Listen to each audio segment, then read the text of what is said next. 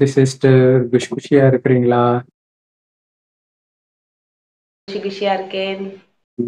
இன்னைக்கு நம்ம ரொம்ப அற்புதமான வீடியோ, மிகப்பெரிய ரகசியத்தை வெளிப்படுத்தக்கூடிய வீடியோ. எல்லா மதத்தினருக்குமே ஒரு பெரிய புரியாத புதிராக சில விஷயங்கள் இருக்கும்.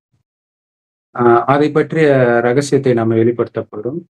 குறிப்பாக ஒரு ஹிண்டா உள்ள போறதுக்கு முன்னாடி ஒண்ணு கொடுக்கணும் அப்படின்னா, இயேசு கிறிஸ்து ஸ்ரீ கிருஷ்ணர், இதை வைத்துதான் உள்ள நம்ம டிராவல் பண்ணுவோம். இந்த ரெண்டுத்துக்கும் என்ன தொடர்பு இருக்குது பிறவியிலேயே அப்படிங்கிறத நம்ம பார்க்க போறோம். ஸோ இவ்வளவு நாள் பழைய ஏற்பாடு தான் பார்த்துக்கிட்டே வந்தோம். ஸோ இப்ப புதிய ஏற்பாடு டைரக்டா இயேசுவை பற்றி விஷயம் புதிய ஏற்பாட்டுல தான் இருக்கும். ஸோ அதுல முதல் அத்தியாயம் மத்தேயு, அதுல நாம முதல் அதிகாரம் பார்க்கிறோம். அது படிங்க சிஸ்டர். முதல் 3 வசனம் படிங்க. ஓகே. ஆபிரகாமின் குமாரனாகிய தாவீதின் குமாரனான இயேசு கிறிஸ்துவினுடைய வம்ச வரலாறு. ஆபிரகாம் ஈசாக்கை பெற்றான், ஈசாக்கு யாக்கோபை பெற்றான், யாக்கோபு யூதாவையும் அவன் சகோதரரையும் பெற்றான். யூதா பாரேசையும் சாராவையும் தாமாரினிடத்தில் பெற்றான். பாரேஸ் எஸ்ரோமை பெற்றான், எஸ்ரோம் ஆராமை பெற்றான். Okay okay. சோ இங்க என்ன நடக்குது அப்படின்னா, கிறிஸ்தவர்களாக இருந்தால் மட்டுமே இதை ஃபுல்லா படிக்கிறதுக்கான பொறுமை இருக்கும். இல்லைன்னா இவனை பெத்தான், அவன் இவனை பெத்தான், அப்படியே போய்கிட்டே இருக்கும் கண்டினியூஸா. பழைய ஏற்பாட்டிலும் சரி புதிய ஏற்பாட்டிலும் சரி, அப்படியே தலை வெடிச்சு போயிடும். என்னடா இது அப்படிங்கிற மாதிரி இருக்கும். ஆனா இந்த அளவுக்கு கரெக்டா சொன்னா இது உண்மையிலே நடந்துதான் இருக்கும் அப்படின்னும் அவங்க நம்புறவங்களும் இருக்கிறாங்க.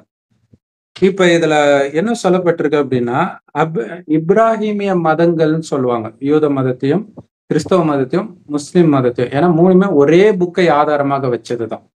அந்த புக்கோடைய கொஞ்சம் எக்ஸ்டென்ஷன் வரும். தோராவுடைய கொஞ்சம் எக்ஸ்டென்ஷன் பைபிள், பைபிளுடைய கொஞ்சம் எக்ஸ்டென்ஷன் குரான், அவ்வளவுதான். நடுவுல உள்ள கொஞ்சம் கொஞ்சம் அப்படி அப்படியே மாத்தி மாத்தி இருக்கும், அவ்வளவுதான். ஆனா பேஸ் ஒன்னாக இருக்கும். அப்ப அப்ரஹாம்ல ஆரம்பிச்சு இயேசு வரைக்கும் உள்ள வரலாறு, வம்ச வரலாறுனா என்ன அர்த்தம்னா, அவங்களுடைய வம்சத்தில் இயேசு வருகிறார் அப்படின்ட்டு. ஆபிரகாமுக்கு ஈசாக்கு பிறந்தான், ஈசாக்கு யாக்கோபு பிறந்தான், யாக்கோபுக்கு இத்தனை குழந்தை, அந்த இத்தனை குழந்தையில ஒரு குழந்தைக்கு இத்தனை குழந்தை, அந்த அத்தனை குழந்தையில ஒரு குழந்தைக்கு இத்தனை குழந்தைன்னா அந்த அப்படியே எடுத்துட்டு வர்றதுக்கு ட்ரை பண்றாங்க. அப்படியே வந்தீங்கன்னா 16வது வசனம் படிங்க.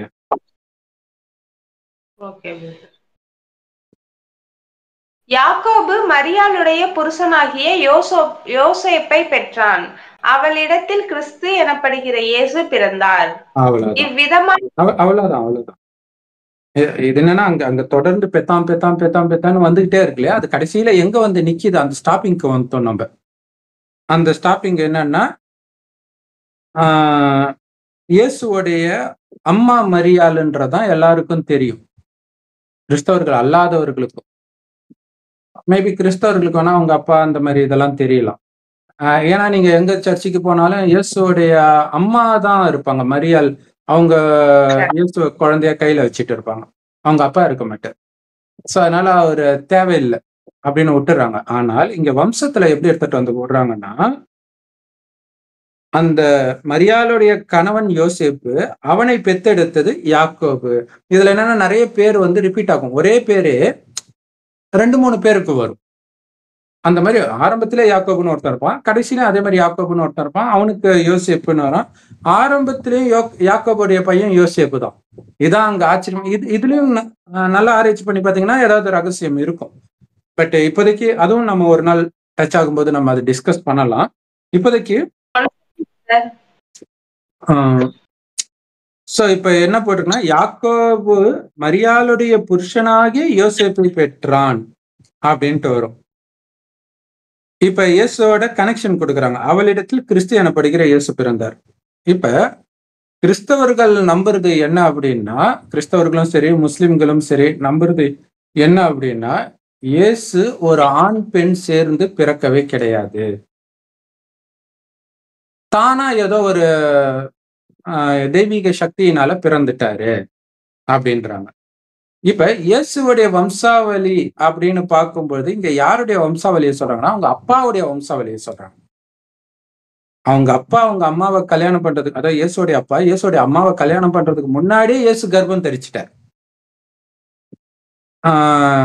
இறை சக்தியின் மூலமாக அது நடக்குது. அப்ப எப்படி அதுக்கப்புறம் கல்யாணம் ஆனவன் எப்படி இயேசுக்கு அப்பாவா இருக்க முடியும் இல்லையா? ஆனால் இங்க இயேசுடைய இப்ப இயேசுக்கு வம்சாவளியே கிடையாது அப்படி பார்த்தா. கரெக்ட் தானே? அப்படி நீங்க வம்சாவளின்னு எடுத்துட்டு வரணும்னா அம்மாவுடைய வம்சாவளி தான் எடுத்துட்டு வரணும். ஏன்னா அம்மா கர்ப்பத்துல பிறக்கிறார். சோ அம்மாவுக்கும் அவருக்கும் தொடர்பு இருக்கு. யோசேப்புக்கும் இவருக்கும் தொடர்பு கிடையாது இல்லையா? சோ இப்பெல்லாம் பாத்தீங்கன்னா நிறைய 2-3 திருமணம் ஆணும் பெண் பண்றாங்க, பெண்ணும் பண்றாங்க. அப்ப ஏற்கனவே பெண் ஒருத்தரோட திருமணம் பண்ணி ஒரு குழந்தையோட வரான்னு வச்சுக்கோங்களா. வரும்போது இன்னொருத்தர் 2வது புருஷன் கல்யாணம் பண்றான். இப்ப அந்த பையனுக்கு பேரு ஒரு என்ன சொல்றான், ரகுன்னு வச்சுக்கோங்க. இப்ப ரகுவோடைய வம்சாவளி வரலாறு அப்படிங்கிறத இவங்க அம்மாவுடைய 2வது ஹஸ்பண்டுடைய வம்சாவளி வரலாறு வரும் வராதுல்ல. ஃபர்ஸ்ட் அப்பாவுடைய வம்சாவளி வரும், இல்லைன்னா அம்மாவுடைய வம்சாவளி எடுத்துக்கலாம் இல்லையா? மகாபாரதம் வரும்ல பிரதர், கர்ணனுடைய அம்மா குந்தின்னு தானே சொல்லுவாங்க. கர்ணனுக்கு அப்பாவுடைய வரலாறு பத்தியே பேச மாட்டாங்களே, குந்தி தானே சொல்லுவாங்க. சூப்பர், செம பாயிண்ட். ஏன்னா இதே மாதிரிதான் அவரும் பிறப்பாரு. கரெக்ட், அவரும் இதே மாதிரி தெய்வீக சக்தியில தான் பிறப்பாரு. அங்க அப்பாவுக்கே வேலை கிடையாது. சூப்பரான பாயிண்ட், கரெக்ட். பாண்டு மகாராஜா தான் குந்தியோடைய புருஷன். ஆனா கர்ணனுக்கு அதாவது மற்ற பாண்டவர்களுக்கு அவங்க அப்பாவா இருக்கலாம். அதுவும் ஒரு 3, ஆமா, மற்ற எல்லாருக்கும் மீதி 5 பேருக்கும் பாண்டு தான் அப்பா. அதாவது அப்பானா அவங்களுமே மந்திர சக்தியில தான் பிறப்பாங்க. ஆனா கல்யாணம் ஆன பிறகு, அதான் அங்க முக்கியமான விஷயம். ஆனா இங்க கல்யாணமே ஆகல. கல்யாணம் ஆகிறதுக்கு முன்னாடி பிறந்துட்டாங்க அப்படின்னா அந்த அப்பாவுக்கும் இவருக்கும் என்ன சம்பந்தம் இருக்குது? அப்ப ஏன் இதை போட்டிருக்கிறாங்க அப்படின்னா இதுல ஒரு ஹிண்ட் இருக்குது. அது என்ன ஹிண்ட்? இயேசுடைய அப்பா ஜோசப் தான் அப்படிங்கறதா அங்க ஹிண்ட். அப்ப எப்படி பரிசுத்தமானவங்களும் இதே பைபிள்ல போட்டு இருக்குதுதான். அதுலயும் ரகசியம் இருக்குது. அப்ப இங்க ஹிண்ட் கொடுக்குறாங்க, இயேசுடைய அப்பா ஜோசப். ஏன்னா இயேசுடைய வரலாறு, வம்சாவளி வரலாறுன்னு சொல்லும்போது ஜோசப் வச்சு சொல்றாங்க, அம்மா வச்சு சொல்லல. ஓகேவா? இப்ப ஓகே, என்ன நடக்குது அப்படின்னா 18வது வசனம் படிங்க. 8வது அத்தியாயம் படிங்க சிஸ்டர். Okay brother. இயேசு கிறிஸ்துவினுடைய ஜனனத்தின் விவரமாவது, அவருடைய தாயாராகிய மரியாள் யோசேப்புக்கு நியமிக்கப்பட்டிருக்கையில் அவர்கள் கூடி வரும் முன்னே அவள் பரிசுத்த ஆவியால் கர்ப்பவதியானாள் என்று காணப்பட்டது. சோ கல்யாணம் நிச்சயம் பண்ணியாச்சு, ஆனா கல்யாணம் ஆகல. இவருக்கு நிச்சயம் பண்ணிட்டாங்க, ஆனா கல்யாணம் ஆகுறதுக்கு முன்னாடியே அவ பிரெக்னென்ட் ஆயிட்டான். காமத்தினால பிரெக்னென்ட் ஆகல, பரிசுத்த ஆவியினால பிரெக்னென்ட் ஆயிட்டான். எப்படி கர்ணன் திருமணத்துக்கு முன்னாடியே பிரெக்னென்ட் ஆனா அதே விஷயம் தான் இங்க நடக்குது இல்லையா? அப்படி இவருமே, அதாவது அந்த தாய் பிரெக்னென்ட் ஆயிட்டதா காட்டுறாங்க. ஆனால் இங்க ஒரு வார்த்தை கவனிக்கணும். எப்படி பிரெக்னென்ட் ஆனாங்க அப்படின்னா, அவள் பரிசுத்த ஆவியால் கர்ப்பவதி ஆனாள். இதுதான் இங்க முக்கியமான விஷயம். அந்த பரிசுத்த ஆவி யாரு? கடவுளா அப்படின்னா கடவுள் கிடையாது. அப்ப யாரு இது? ஏன்னா நிறைய பேர் இதை இந்த மத நம்பிக்கை இல்லாதவர்கள், கடவுள் நம்பிக்கை இல்லாதவர்கள் ரொம்ப கேவலமா பேசுவாங்க. கடவுளே ரேப் பண்ணிட்டாரு இப்படின்னு. ஒரு நடிகர் ஜார்ஜ் கேட்லின் நினைக்கிறேன், காமெடி நடிகர், இறந்துட்டாரு. அவ்வளவு கொச்சையாலும் பேசுவார் அது. ஏன்னா இதுல அப்படி இந்த லைனை பார்த்தா அப்படி ஒரு அர்த்தம் வருது இல்லையா? பரிசுத்த ஆவியினால கர்ப்பவதி ஆனா அப்படின்னா அப்படித்தானே தோணுது பார்க்கும்போது இல்லையா? கடவுளே பிரெக்னென்ட் ஆக்கிட்டு போயிட்டாரு அப்படிங்கிற மாதிரி. ஆனால் பரிசுத்த ஆவி கடவுள் கிடையாது. பிதா, சுதன், பரிசுத்த ஆவின்றாங்க. பிதா தான் கடவுள், சுதன் இயேசு. பரிசுத்த ஆவி கடவுள் கிடையாது. அது 3வதா ஒருத்தர். யார் அந்த 3வதா ஒருத்தர் அப்படின்னா அவரைத்தான் கிறிஸ்துன்னு சொல்றாங்க. ஆனா அவங்களுக்கு தெரியாம இயேசு கிறிஸ்துன்னு சேர்த்து சொல்றாங்க. அது சேர்த்து சொல்றது கரெக்ட். ஏன்னா அவர் உடம்புல அவர் இன்னொருத்தரும் இருக்காரு. ஒரே உடம்புல 2 உயிர் இருக்குது. பரிசுத்த ஆவின்னா ஒண்ணு இல்ல, ஆத்மாவை தான் அங்க ஆவின்னு சொல்றாங்க. ஆத்மா உயிர். அது பூர்வமத்தில நட்சத்திரம் மாதிரி ஜொலிக்கினால்தான் இங்க பொட்டு வைக்கிற பழக்கம் இருக்கு. அந்த உயிர் இந்த உடலுக்கு வருவதற்கு முன்பு, அதாவது மறுஜன்மம் எடுத்துக்கிட்டே இருக்கிறோம். இந்த உடம்புக்கு வரதுக்கு முன்னாடி இன்னும் வேற உடம்புல இருந்திருப்போம். இதெல்லாம் ஓகே. அதுக்கெல்லாம் முன்னாடி இந்த பூமிக்கு வருவதற்கு முன்பு உயிர் எங்க இருந்துச்சு அப்படின்னா இங்க இருந்துச்சு. இது செம்பொன் நிறமான ஒளி உலகம். இதைத்தான் பரலோகம்னு கிறிஸ்தவர்களும் பரந்தாமம்னு இந்துக்களும் சொல்றோம். இங்கதான் கடவுள் இருக்கிறார்.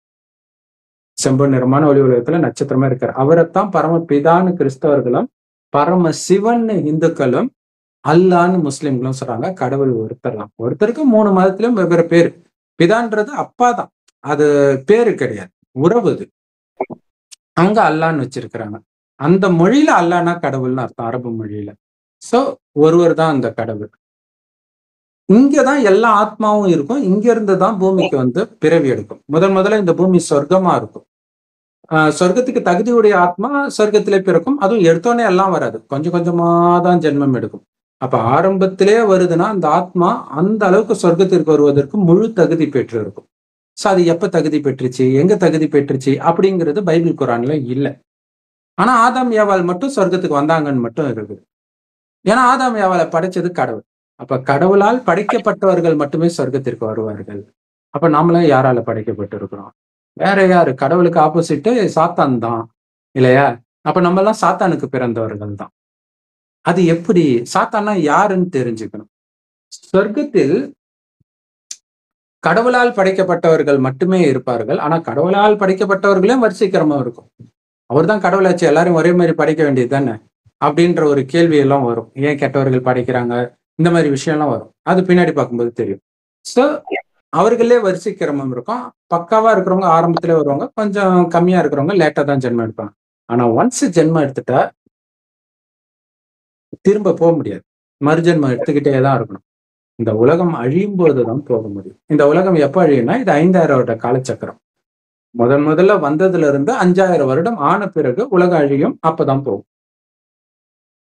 அந்த உலகம் அழியறதுக்கு 100 வருடம் முன்பு கடவுளே ஒருவர் நம்மளை அழிச்சிட்டு போறதுக்கு, இல்லாட்டினா போறதுக்கான வழி நமக்கு தெரியாது. இது வரைக்கும் ஜென்மம் எப்படி நடக்குது?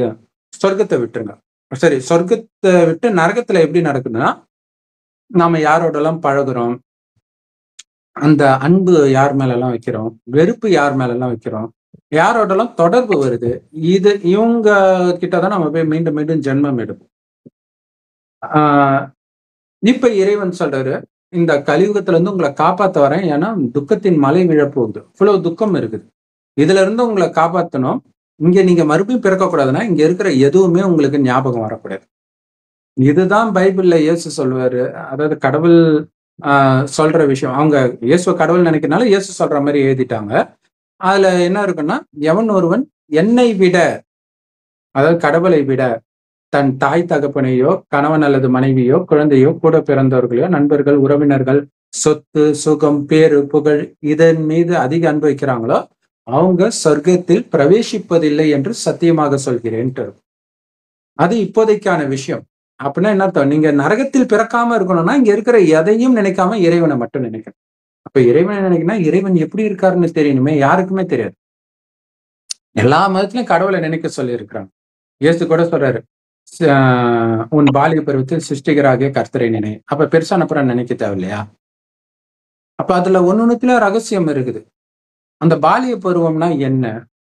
பாலிய பருவம்னு நம்ம எப்ப சொல்லுவோம்? அம்மாவுடைய கர்ப்பத்திலிருந்து வெளியில வந்த பிறகு, பிறந்த பிறகு கொஞ்சம் வருடத்திற்கு தான் பாலிய பருவம். அதுக்கப்புறம் வளர ஆரம்பிச்சிடும் இல்லையா, அந்த குழந்தை பருவம். அப்ப கடவுளுக்கு நாம எப்ப குழந்தையா பிறந்திருக்கிறோமோ அப்ப இறைவனை நினைக்கிறோம். ஏன்னா அப்பத்தான் இறைவனை பத்தியே தெரியும். கடவுள் ஒரு வயோதிகர் உடல்ல வர்றார். பிறப்பிறப்பில வந்ததே கிடையாது. அவர் தாயின் கர்ப்பத்துல ஒருபோதும் பிறக்கிறது கிடையாது.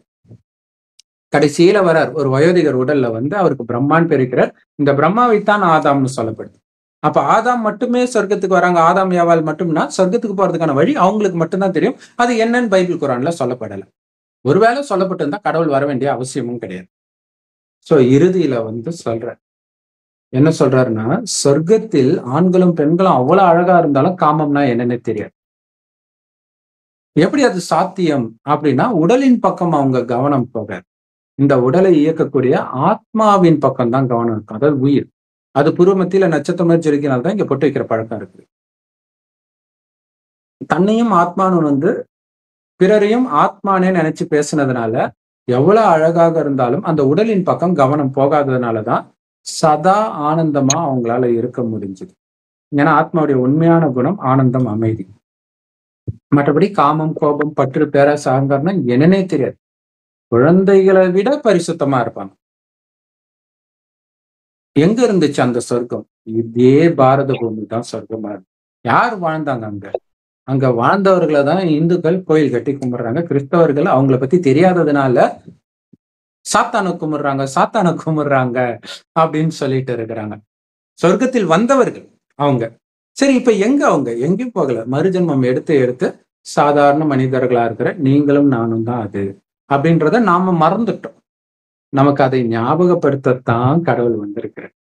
நாம இந்த உலகத்தின் தேவதையாக இருந்தோன்றதே மறந்து செத்து போன நிலையில இருக்கிற நம்மள எழுப்புற. அதுதான் இறுதியில் கல்லறையிலிருந்து எழுப்புவேன்னு கிறிஸ்தவ மதத்திலையும். இந்து மதத்துல பாத்தீங்கன்னா கும்பகர்ணன் 6 மாசம் தூங்கும், 6 மாசம் முடிச்சுட்டு இருப்பான். சோ அவனை எழுப்புறதா காட்டியிருப்பான். ஏன்னா சொர்க்கத்தில் நாம ஆத்மான்ற விழிப்பு நிலையிலும் 2500 வருஷம், அடுத்த 2500 வருஷம் ஆத்மான்றதை மறந்துடும். உடல்ன்ற உணர்வு உறக்கம் தான். அந்த கும்பகர்ணன் நாம தான். அங்க 1 வருடத்தில் 6 மாதம் முழிச்சிட்டு இருக்கான், 6 மாதம்ன்றாங்க. இது வந்து ஒரு கல்பத்தில் பாதி முழிச்சிட்டு இருக்கிறோம், அடுத்த பாதி தூங்குறோம். எழுப்புறதுக்கு தான் கடவுள் வந்து ஞானத்தை கொடுக்கிறார். என்ன கொடுக்கிறார்? நீங்க உடம்பு கிடையாது, ஆத்மா அப்படின்னு தெரிந்தால் கூட இப்ப ஆத்ம உணர்வுல வர முடியாது. ஏன்னா காமம், கோபம், புலனின்பம் இதுக்கெல்லாம் மயங்கிட்டீங்க. அப்படின்னு என்ன அர்த்தம்? உடல்னு நினைத்தால் தான் அதை உங்களால அனுபவிக்க முடியும். அப்ப அதுக்காக நம்ம ஒரு வீடியோ கூட போட்டிருக்கிறோம். பெண்ணின் உடலை கண்டால் ஆணுக்கு என்ன ஆகும் அப்படின்னு ஒரு வீடியோ. எப்படி அந்த காமம் வருது? சோ ஒரு பெண்ணை பார்த்து அவன் மயங்க தான் ஆண் என்பது மீண்டும் மீண்டும் அவன் மைண்ட்ல பதிவாயிட்டே இருக்கு. அது ரொம்ப பதிவாயிடுச்சுன்னா அடுத்த ஜென்மம் எடுக்கும்போது அவன், ஏன்னா ஆண் பெண் மாறி மாறி தான் உடல் எடுக்கும். தொடர்ந்து ஆணாக 2 ஜென்மத்துக்கு மேல எடுக்காது ஆத்மா. தொடர்ந்து பெண்ணாகவும் எடுக்காது. ஸோ ஆண் பெண் இப்படி மாறி மாறி சில சமயம் 2 பிறவி தொடர்ந்து ஆணாகவோ பெண்ணாகவோ வரும். அவ்வளவுதான். அப்ப ஒரு பெண்ணின் உடலை பார்த்து மயங்கி காமத்திலே மூழ்கி இருக்கிற ஆத்மா அடுத்த ஜென்மத்தில் ஒரு பெண்ணாகவே பிறந்தாலும், அதிலும் குறிப்பாக அந்த காமத்தில் இருக்கும்போதே இறக்குறாங்கன்னு வச்சுக்கலாம், சின்ன வயசுல இறக்குறாங்கன்னு வச்சுக்கலாம். சோ அந்த உணர்வு மேலோங்கி இருக்குது. அப்ப அடுத்த ஜென்மத்துல வந்து அடுத்த ஜென்மத்துல பெண்ணாகவே பிறந்தாலும் ஆக்சுவலா பெண்ணாக பிறக்கிறாங்கன்னா பெண் கூடவே தானே வளருவாங்க. இப்ப பெண் கூடவே வளரும்போது இதுக்கு முன்னாடி ஜென்மத்துல பெண்ணை பார்க்கறதே அவனுக்கு பெரிய விஷயமா இருந்தது. இப்ப பக்கத்திலே இருக்க அந்த ட்ரிகர் ஆக அந்த பெண்ணின் மீது ஈர்ப்பு வர நான் ஆணுன்ற உணர்வு வர ஆரம்பிச்சு. அதனால்தான் நீங்க பாத்தீங்கன்னா அந்த திருநங்கைகள், ஓரின சேர்க்கையாளர்கள் எல்லாருமே சொல்லும்போது என்ன சொல்லுவாங்கன்னா, எனக்கு வந்து ஒரு ஈர்ப்பு இருக்கும், ஒரு விதமான கூச்சம் இருக்கும். அந்த பெண்ணோட இருக்கும்போதே கூச்சமா இருக்கும். பசங்களோட பேசும்போது எனக்கு ஒரு பெரிய விஷயமா தெரியாது அப்படின்னு சொல்லுவாங்க. அது இல்லாம ஒரு டைமுக்கு அப்புறம் நான் வந்து ஆண், எனக்கு வந்து ஒரு பெண்ணுடைய உடல் தவறுதலா கொடுக்கப்பட்டிருக்கு இப்படின்னு தான் பெண் ஓரின சேர்க்கையாளரும் சொல்லுவாங்க, ஆண் ஓரின சேர்க்கையாளருமே இப்படிதான் சொல்லுவாங்க.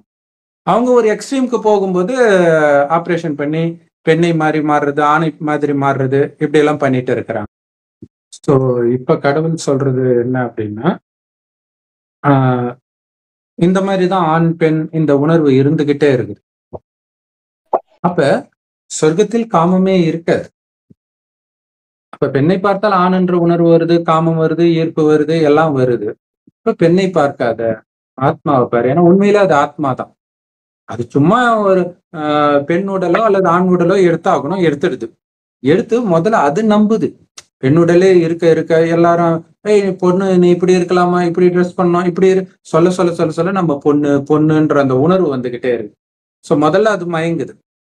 அது மாதிரி பையனும் நான் பையன்ட்டு அந்த உடல் தான் நானுன்னு நம்ப ஆரம்பிச்சுட்டு இன்னொரு பெண் உடல்ல இருக்கிற இன்னொரு ஆத்மாவை ஆத்மான்னு பார்க்காம அது பொண்ணுன்னு நினைச்சிடறோம்.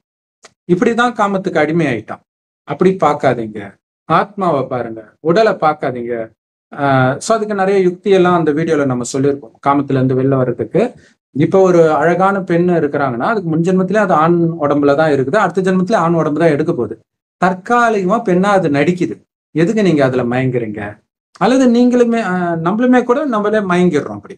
இப்ப நானே ஒரு ஆண் உடல்ல இருக்கிறேன்னா இது முன் ஜென்மத்திலே நான் பொண்ணாதான் இருந்திருப்பேன், அடுத்த ஜென்மத்திலயும் பொண்ணாதான் இருக்க போறேன்.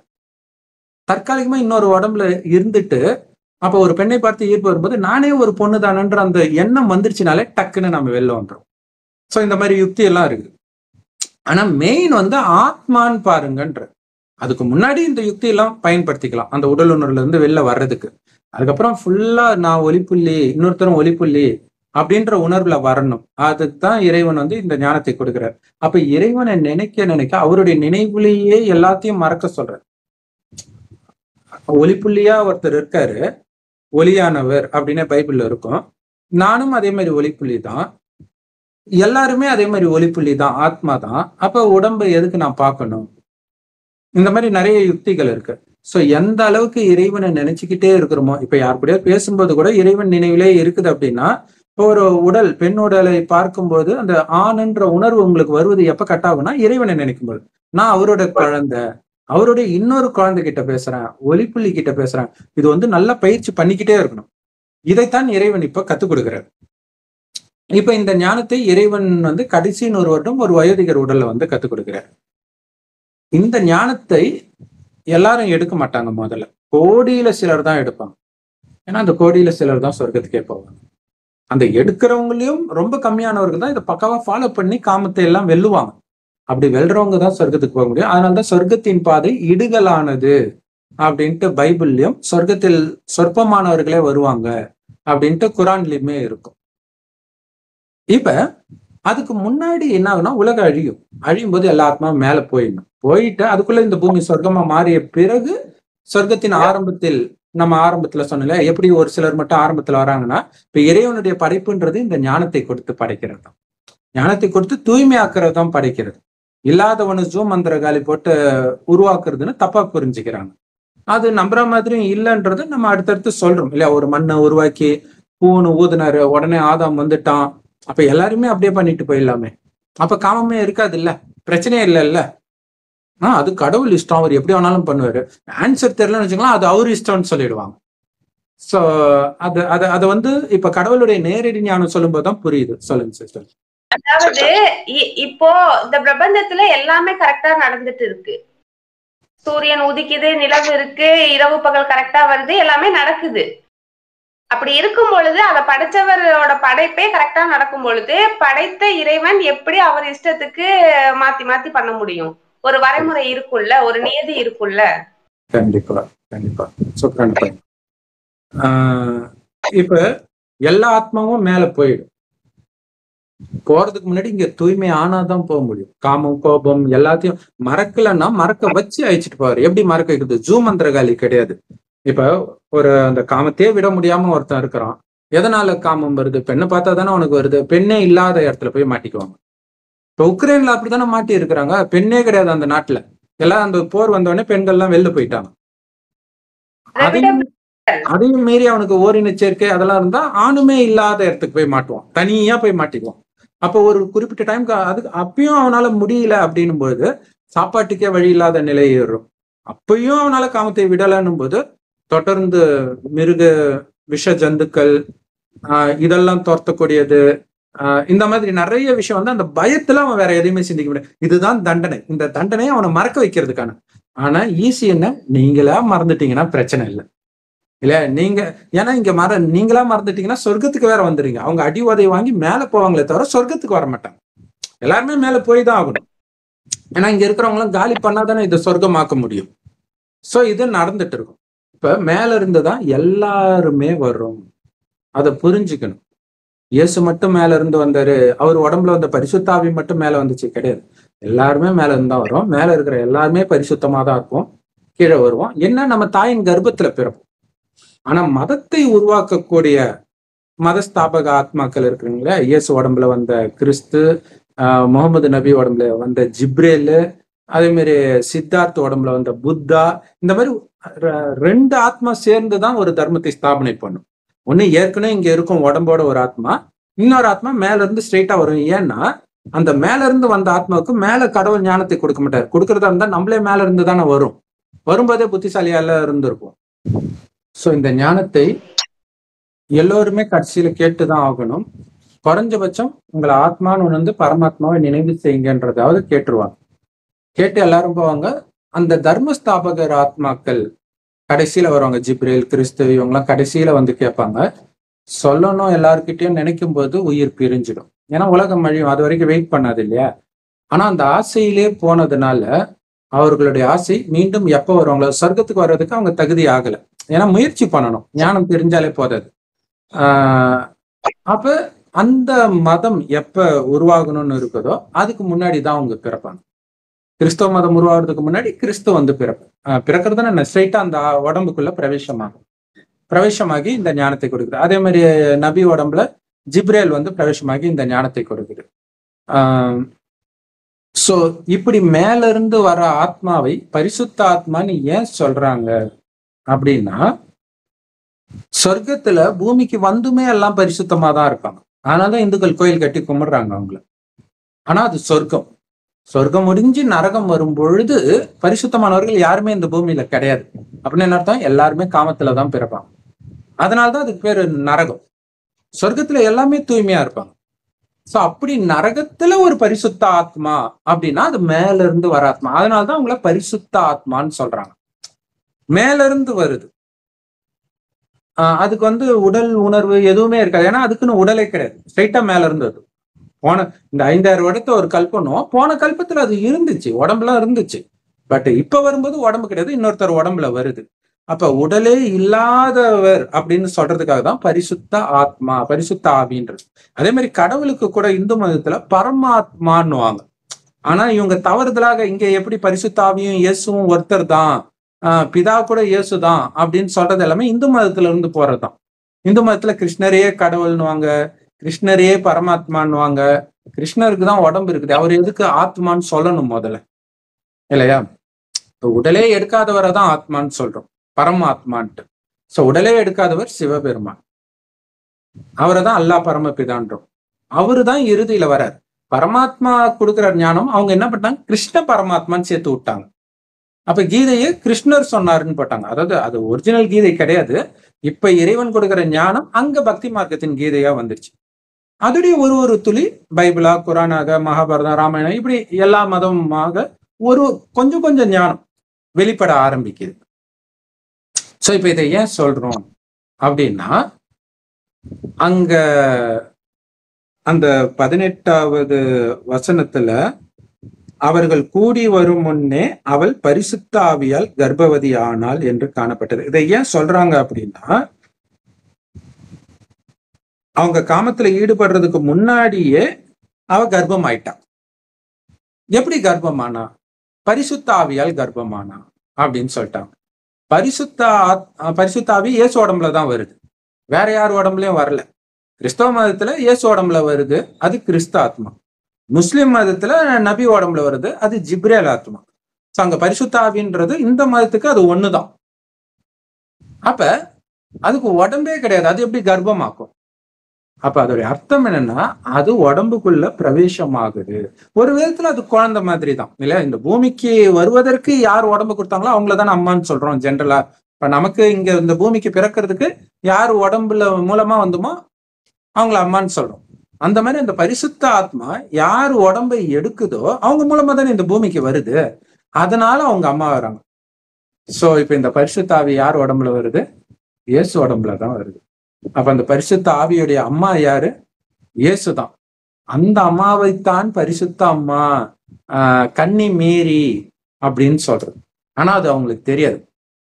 ஏன்னா இயேசு உடம்பை கொடுத்த அம்மா இருக்கிறாங்களே மேரி, அவங்களுக்கு எந்த மகிமையும் கிடையாது. அது பைபிள்லே வந்து அவங்க அம்மாவை வந்து எடுத்தெறிஞ்சு பேசுவார் இயேசு.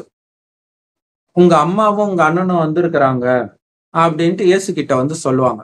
அப்ப இயேசு சொல்றாரு, யார் அம்மா யார் அண்ணன்?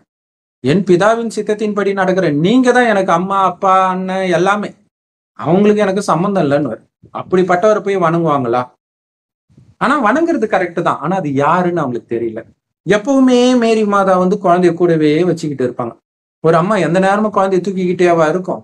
இன்னொன்னு, அந்த குழந்தை இல்லாம மேரி மாதா சிலையை நீங்க பார்க்க முடியாது. அப்படின்னா அந்த குழந்தை இல்லைன்னா மேரிக்கு வேலை கிடையாது. அந்த குழந்தையினாலதான் அதுக்கு மகிமை. அப்படின்னா என்ன அர்த்தம்னா, இயேசுவுக்கு மகிமை உள்ள வந்த அந்த பரிசுத்த ஆவியினாலதான். அது வரைக்கும் அது சாதாரண மனிதன். சோ அப்ப 2 பேரும் இணைஞ்சுதான் இருக்கிறாங்க. ஒரு உடல்ல 2 உயிர் இருக்குது. இதேதான் இந்து மதத்துல சிவன் இல்லையே சக்தி இல்லை, சக்தி இல்லையே சிவன் இல்லை. ஏன்னா சிவனும் ஒருத்தர் உடம்புல இப்படிதான் வர்றார். அவருக்கு பிரம்மான்னு பேர் வைக்கிறார். அந்த பிரம்மா வாய் வழியாக ஞானத்தை கொடுக்கிறார். அப்ப பிரம்மான்றது ஒரு ஆண் தான். ஆனாலும் சிவத்தந்தைக்கு உடலை கொடுத்ததுனால இந்த பிரம்மா தாயாகிறாங்க. இந்த பிரம்மா தான் பார்வதி தேவி அம்மன் அப்படின்னு சொல்லப்படுது. அப்ப அவர் உடம்புலதான் இவர் இருக்கிறாரு அப்படின்னா அவர் உடம்பு மூலமா தான் இவர் காரியத்தையே செய்ய முடியும். அப்ப சக்தி இல்லாமல் சிவன் கிடையாது, சிவன் இல்லாமல் சக்தியும் கிடையாது. ஏன்னா அவர் வரலன்னா இவருக்கு என்ன மகிமை? எதுவுமே கிடையாது. சோ இந்த ரகசியம் தான் இங்க வெளிப்பட்டிருக்கு. ஃபர்ஸ்ட் என்ன எஸ்டாப்ளிஷ் பண்ணாங்க? இயேசுடைய அப்பா ஜோசப் தான்ட்டு எஸ்டாப்ளிஷ் பண்றாங்க. ஏன்னா அவருடைய வம்ச வரலாறுன்னு சொல்லிட்டு அவங்க அப்பாவுடைய வம்ச வரலாறை படிக்கிறாங்க. அப்ப அவருக்கு பிறந்தவர் இவருன்னு சொல்லியாச்சு. அடுத்தது இங்க பரிசுத்தமான ஆவி உள்ள வந்துடுச்சு, அதனால கர்ப்பவதி ஆனா அப்படின்னு சொல்லப்பட்டிருக்கிறது. என்ன அப்படின்னா, ஒரு விஷயம் புரிஞ்சுக்கணும், இந்த கதை நிஜத்தில் நடந்த கதை கிடையாது.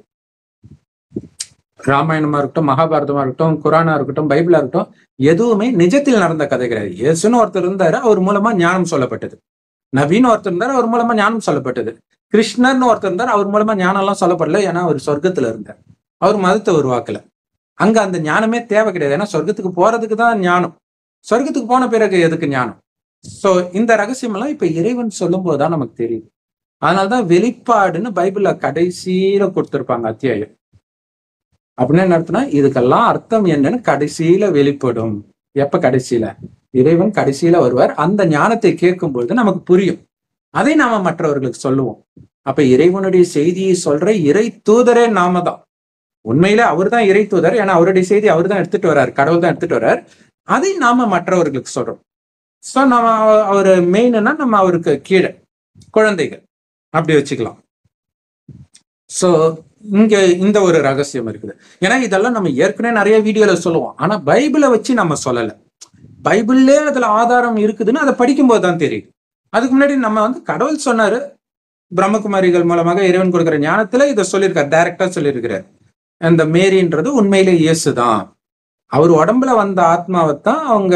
ஏன்னா மகிமை எல்லாமே பாத்தீங்கன்னா ஏன் இயேசுக்கு கொடுக்குறாங்க? உண்மையிலே கிறிஸ்து தான் ஞானத்தை சொல்லுது. அவரே சொல்றாரு, அப்பா நான் எதுவுமே சொல்லப்பா, எனக்குள்ள இருந்து வேற ஒருத்தர் பேசுறேன்னு பல தடவை சொல்லுவார். ஆனாலும் அந்த வேற ஒருத்தர் தான் எங்களால பார்க்க முடியலையே, பாக்குறவங்க கிட்ட தானே புத்தி போகும் அப்படின்னு இயேசுவை கடவுளாக்கிட்டாங்க. ஆனால் ஏன் இயேசுக்கு மகிமை அப்படின்னா, இயேசு உண்மையிலே இந்த ஞானத்தை கடைசியில எடுப்பார். அவர் சொர்க்கத்துக்கு வந்துடுவார். கிறிஸ்து தான் ரொம்ப கடைசியில எடுத்துட்டு சொர்க்கத்துக்கு வராது. அப்ப சொர்க்கத்திற்கு வந்தவர்கள் அவங்களுக்கு தான் மகிமை. இயேசுவா இருந்தாலும் சரி, முகமது நபியா இருந்தாலும் சரி, அவங்க எல்லாம் சொர்க்கத்துக்கு வந்தவங்க. மறுஜன்மம் எடுத்து நரகத்துல வந்தாலும் அவர்களுக்கு மகிமை கடைசி வரைக்கும். அதனால இயேசுடைய பேரே தேவகுமாரன் அப்படின்ட்டு இருக்கும்.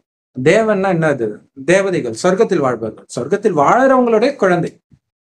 அப்ப சொர்க்கத்துல வாழறவங்களோட குழந்தையும் சொர்க்கத்துல தானே இருக்கும். அப்படி வர்றது அது. அடுத்தது இது படிங்களா 19 இருந்து.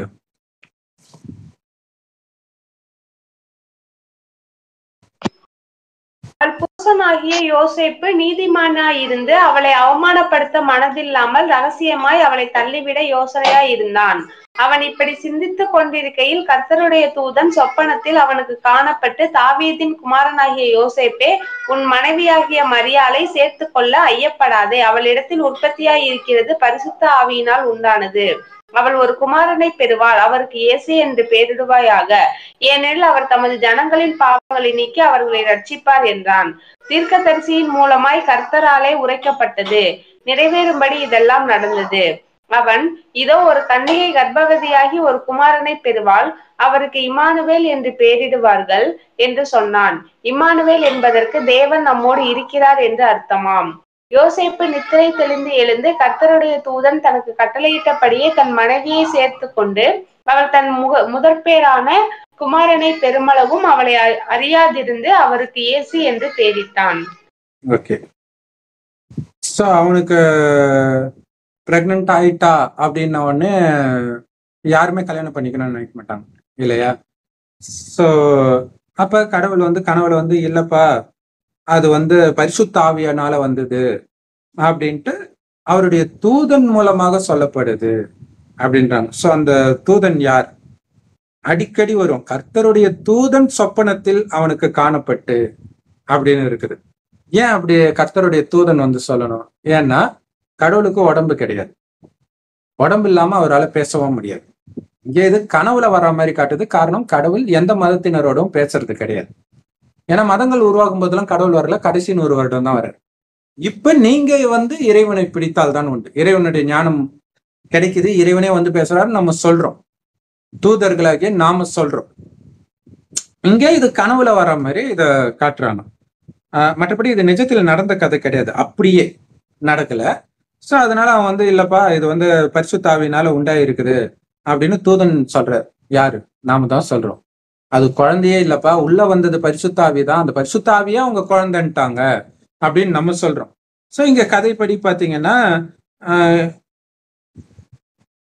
அவருக்கு இயேசுன்னு பேரிடு, மற்றவங்களுடைய பாவத்தை எல்லாம் நீக்குவார். யாருடைய பாவத்தை நீக்கினார் நம்ம இதுக்கு முன்னாடி ஒரு வீடியோ கூட போட்டிருக்கிறோம், ஜென்ரல் வீடியோ சேனல்ல. நம்ம டிஸ்கிரிப்ஷன்ல கொடுக்குறோம், பின் பண்றோம் அந்த வீடியோ, அதை அவசியம் பாருங்க.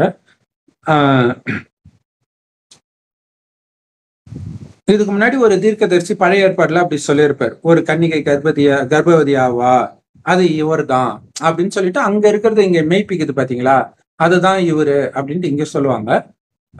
யூதர்கள் வந்து இல்ல அவரு கிடையாது, இனிமேல்ட்டு தான் வரணும் மெஸ்ஸையா அப்படின்னு சொல்லுவாங்க.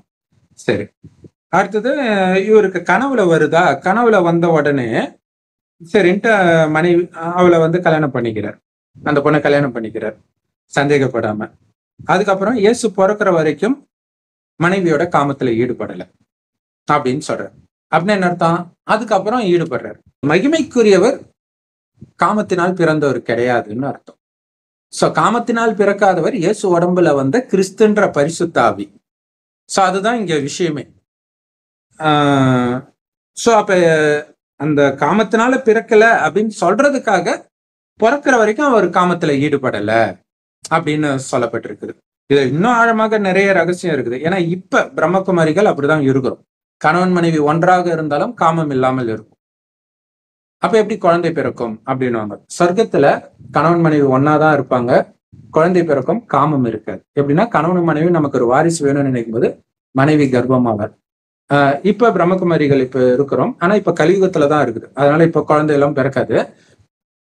அடுத்தது அப்படியே மறுஜன்மம் எடுத்து அட்வான்ஸ் பார்ட்டின்னு ஒருத்தங்க வருவாங்க. அது எப்படின்னா சொர்க்கத்துல காமம் இல்லாமல் குழந்தை பிறக்கும், ஆனா முதல்ல பிறக்கிற குழந்தை இங்க காமத்தினால பிறந்த ஒருவர் காமம் இல்லாமல் ஒருவரை பெற்றெடுப்பார். அவங்கதான் சொர்க்கத்தில் பிறக்கிறவங்களாக இருப்பாங்க. சோ அது திடீர்னு ஒரு டைம்ல அப்படி நடக்க ஆரம்பிக்கும் எல்லோருக்குமே.